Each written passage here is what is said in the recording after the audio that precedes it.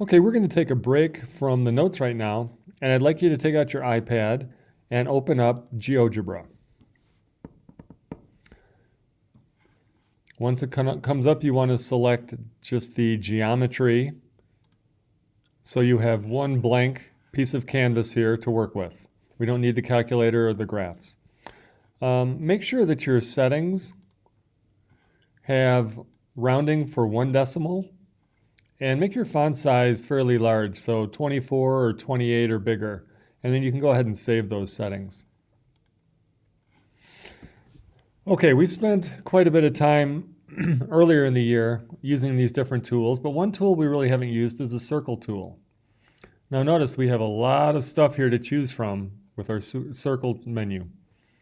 So I'd like you to go down to the second circle tool, which is circle, center, and radius. And if you read down at the bottom, once you select it, it tells you a little bit about what you need to do. So when I choose that second circle, and then on the screen, I'm going to click and drag and let go, and it makes a circle.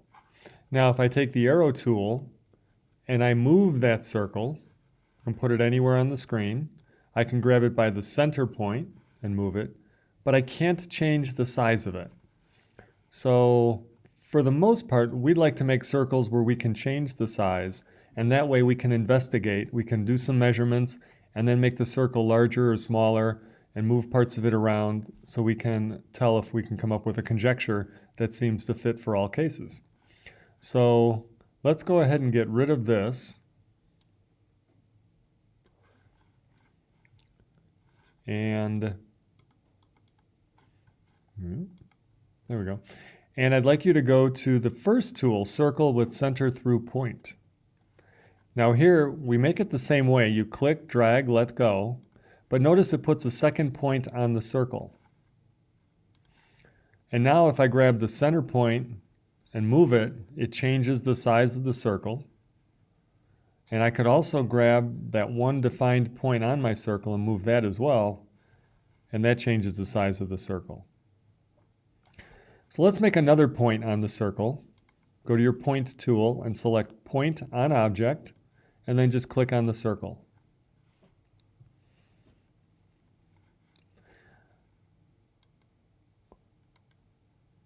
I'd like to label the center point C. Remember, we use capital letters for points. And then let's label this point over here B is fine, actually. And then let's label the third point. Let's call that A.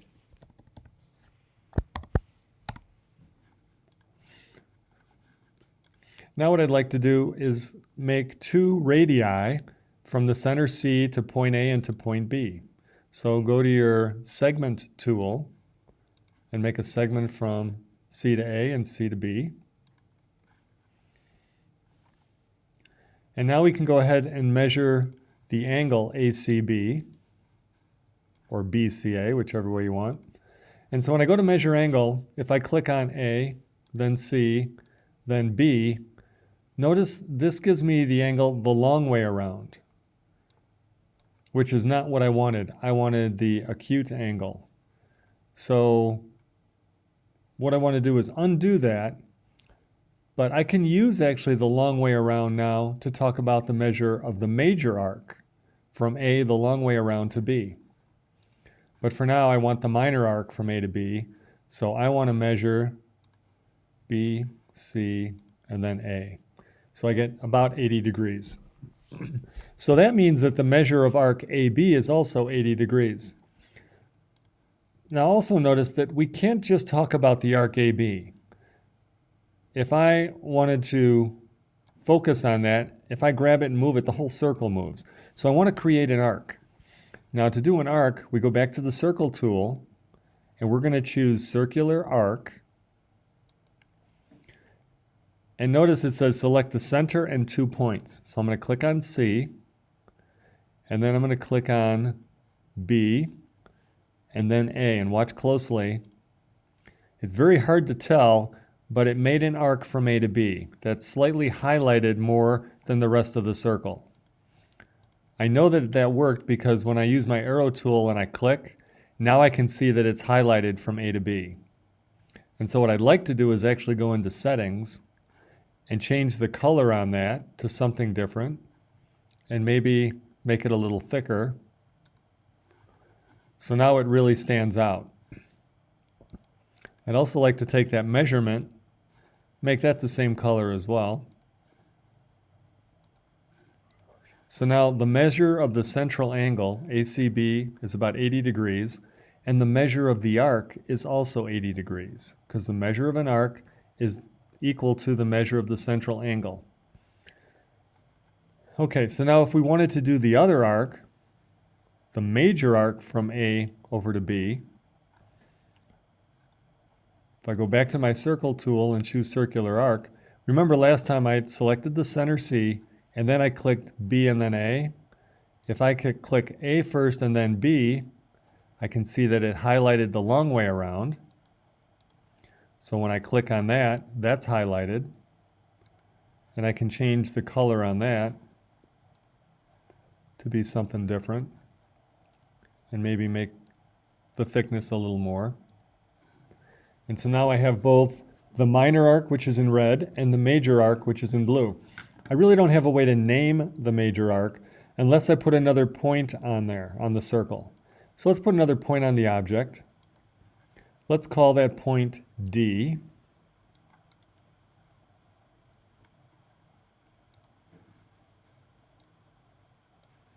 And so now I could refer to the blue arc, the blue major arc, and call that arc ADB or BDA.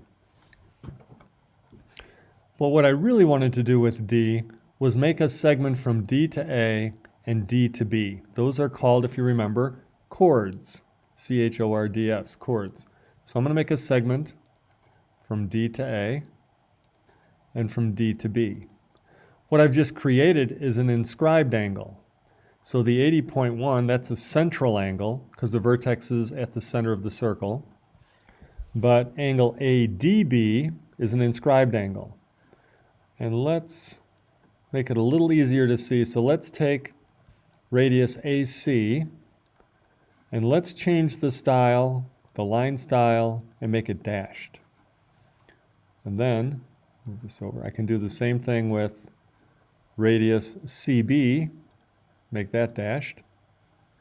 So now we can really focus on angle ADB. So let's measure that angle and see what it equals.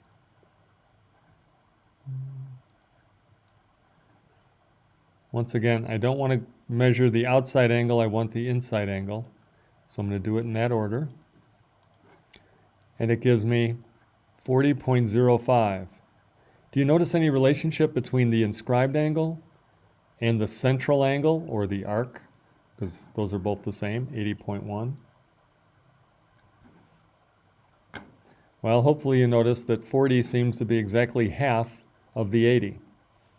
And so what we want to do is we want to move things around and see if that holds.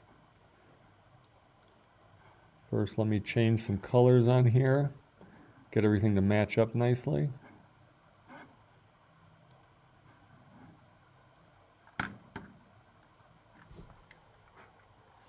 Okay, so now let's see if I move point A and stop. If you multiply 56.91 times 2, you're going to get approximately 113.81 with maybe a rounding error in the hundredths place. Let's keep moving it around. 34 is half of 68.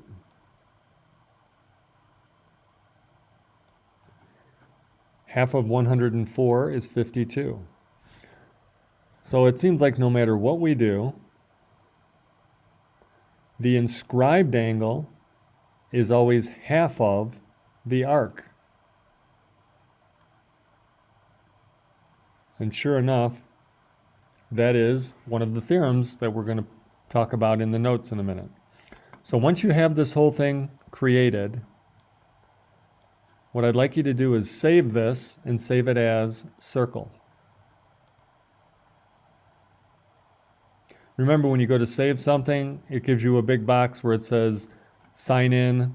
We actually don't want to sign in, so you go down to the bottom and continue without signing in. And then we'll just call this circle. And that way we can call this up later when we want to do some more work with inscribed angles and central angles. Okay, let's go back to the notes.